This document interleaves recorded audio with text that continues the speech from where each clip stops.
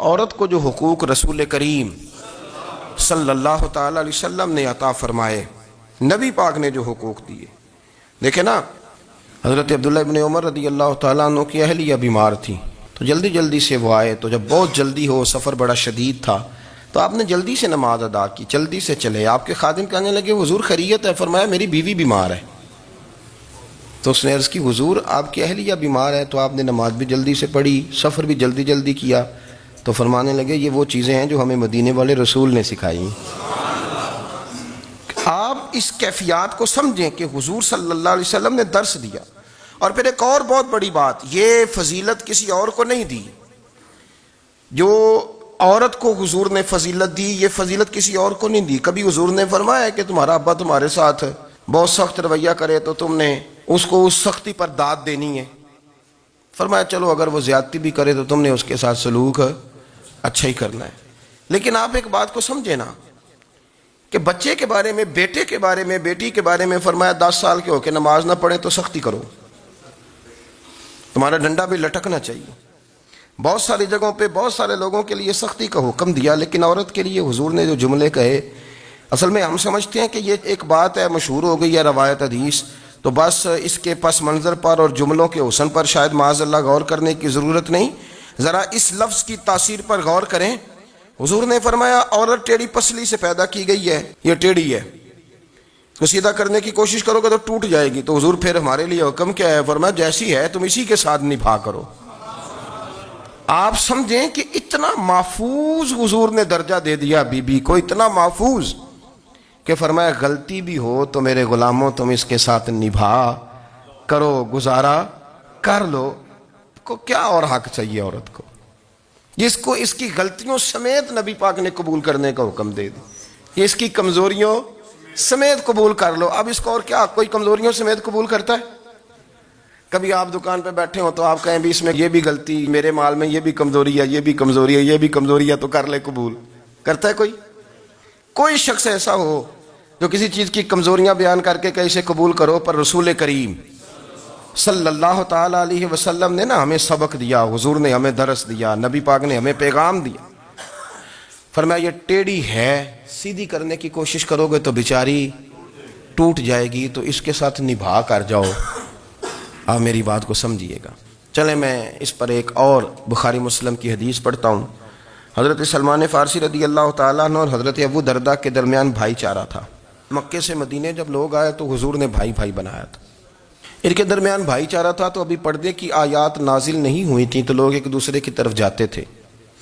حضرت سلمان فارسی رضی اللہ تعالیٰ عنہ حضرت ابو درداء رضی اللہ تعالیٰ عنہ کے گھر میں تشریف لے گئے تو دیکھا کہ ان کی بیوی بڑی غمگین بیٹھی ہیں۔ تو ہم نے فرمایا بہن کیا ہوا؟ تو کہنے لگی تمہارے بھائی کو دلچسپی کوئی نہیں رہی، ہر روز روزہ رکھ لیتا ہے اور ساری ساری رات نفل پڑھتا ہے۔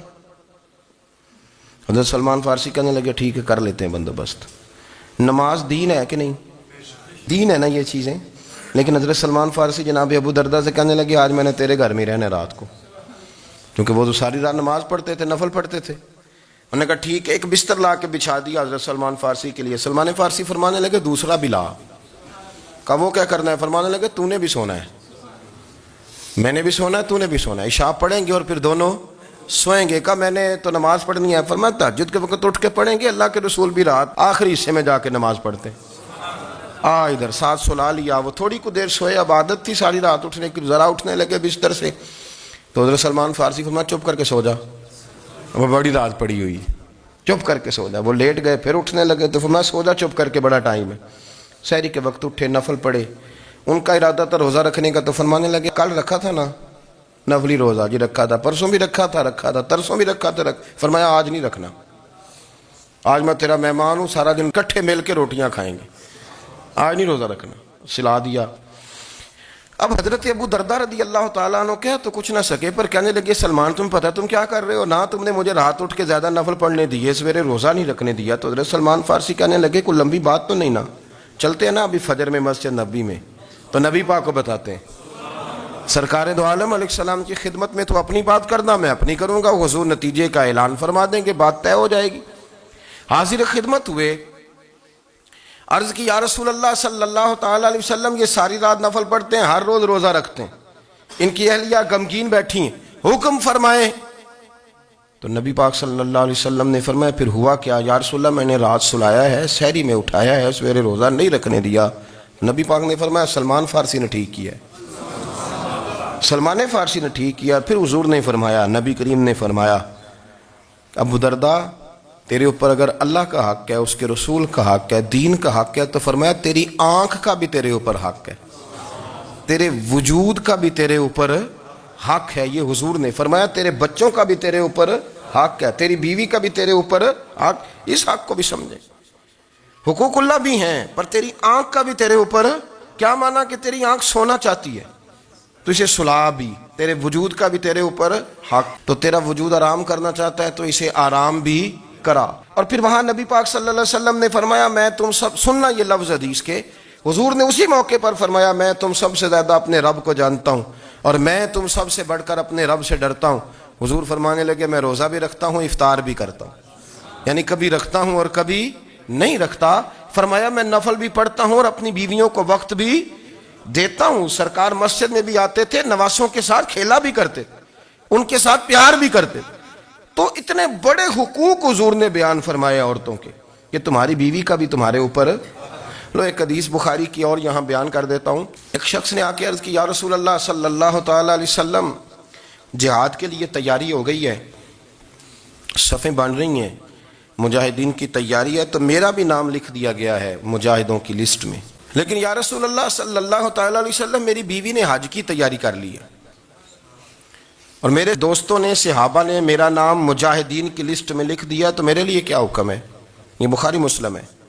تو نبی پاک صلی اللہ تعالی علیہ وسلم نے فرمایا جہاد پہ کوئی اور چلا جائے گا تو بیوی کے ساتھ حج کرنے جا، اسے محرم کی ضرورت ہے، وہ تیرے بغیر کیسے جائے گی؟ مجاہدین کو تو اور مجاہد مل جائے گا، پر تو اپنی بیوی کے ساتھ جانا۔ نبی پاک صلی اللہ علیہ وسلم نے مرد کو محافظ بنایا ہے، عورت کو مرد کا قیدی نہیں بنایا، بلکہ عورت کو حفاظت عطا کی اور مرد کو اس کا محافظ بنایا۔ اب بچیاں آزاد ہونا چاہتی ہیں، اور آزادی بھی وہ والی کہ جو بنیادی طور پر آزادی نہیں، فحاشی ہے۔ میں نے بہت پہلے کہا ہے کہ اسلام بیٹیوں کو قیمتی سمجھتا ہے۔ جس بندے کے پاس 20 تولے سونا ہو وہ چوک میں لے کے نہیں آتا، وہ قیمتی چیز ہے، اس نے چھپا کے رکھی ہوتی ہے۔ تو جو نبی پاک صلی اللہ علیہ وسلم کا کلمہ پڑھنے والے بیویاں، اسلام انہیں قیمتی سمجھتا ہے، کہتا ہے کہ تم قیمتی ہو لہذا گھر کے اندر رہو، تم باہر نہ ہو۔ لیکن عورتیں ہیں کہ ان کو بلا وجہ لوگ خراب کر دیتے ہیں اور بلا وجہ وہ اس مغالطے کا شکار ہو جاتی ہیں۔